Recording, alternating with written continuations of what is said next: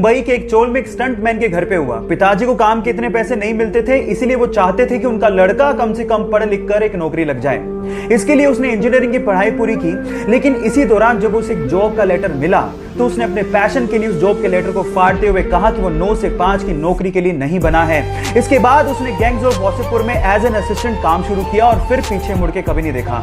मसान movie से उसने सबका ध्यान अपनी तरफ खींचा, राजी मूवी से सबके दिलों में जगह बनाई और संजू मूवी के कमली किरदार से उसने सबको रुला के रख दिया। फिर उसके बाद उरी मूवी में दमदार किरदार करके नेशनल अवार्ड तक जीता।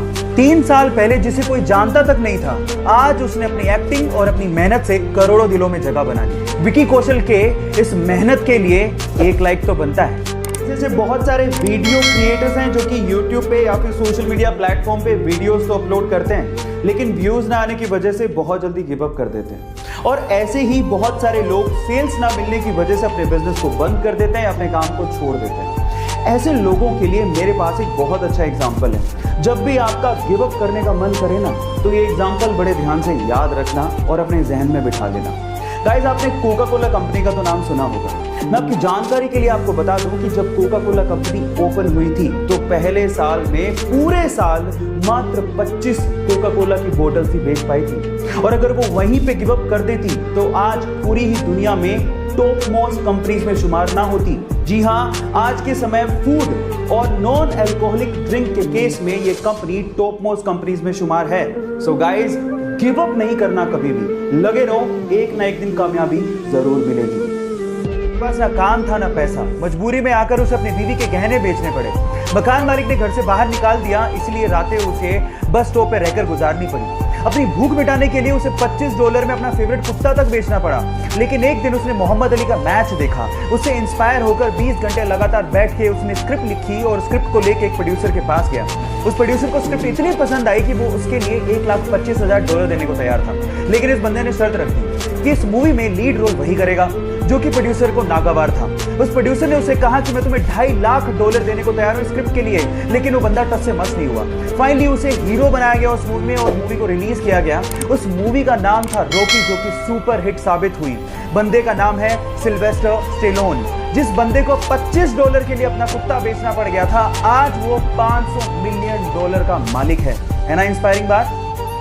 किसे कहते हैं या आज इस वीडियो में मैं आपको सिर्फ बताऊंगा नहीं बल्कि दिखाऊंगा भी। तो चलो दिखाता हूं। 1994 के आपकी अदालत के एक इंटरव्यू में शाहरुख खान को बुलाया गया। जब शाहरुख खान गैलरी से एंटर हो रहे थे तो वहां पर बैठा एक भी शख्स ना खड़ा हुआ ना तालियां बजाई। शाहरुख खान अंदर गए, सबके सामने हाथ जोड़कर अभिवादन किया और अपनी सीट पे जाके बैठ गए। तो वहां के लोग कुछ इस तरह से रिएक्ट कर रहे थे, ना जाने किसको बुला लिया हो। लेकिन 21 साल बाद साल 2015 में जब शाहरुख खान को आपकी अदालत के इंटरव्यू में दोबारा बुलाया गया तो दीवानगी का आलम कुछ अलग लेवल पे था। लोग खड़े हुए, सीटियां बजाई, तालियां बजाई और शाहरुख खान का अभिवादन किया। गाइस, इसी दिन के लिए तो हर इंसान जी तोड़ मेहनत करता है। वो कहते हैं ना, खुद ही को कर बुलंद इतना कि खुदा बंदे से खुद पूछे, बता तेरी रजा क्या है। गाइस, ऐसी अमेजिंग वीडियोस के लिए YouTube पे हमारे चैनल को सब्सक्राइब। मात्र 300 स्पार्टन्स जेरेक्सिस की विशाल सेना के सामने लड़ने के लिए जा रहे थे तो रास्ते में आर्केडियंस मिल गए। आर्केडियंस ने कहा कि हम भी तुम्हारे साथ लड़ना चाहते हैं, पर मैं हैरान हूं कि सिर्फ 300 सैनिक लेके तुम इतनी विशाल सेना से कैसे लड़ोगे। तो स्पार्टन्स के मुखिया ने एक सवाल पूछा आर्केडियंस की सेना से एक एक करके। उसने पूछा कि तुम्हारा पेशा क्या है। तो आर्केडियंस की सेना में से लोगों ने जवाब देना शुरू किया कि मैं मूर्तिकार हूं, मैं शिल्पकार हूं, मैं लोहार हूं। फिर स्पार्टन्स के मुखिया ने अपनी सेना से सवाल पूछा कि तुम्हारा पेशा क्या है। तो उन सब ने जवाब दिया, खून खून खून। सबक यह है कि जंगें सैनिकों से नहीं, हौसलों से जीती जाती है।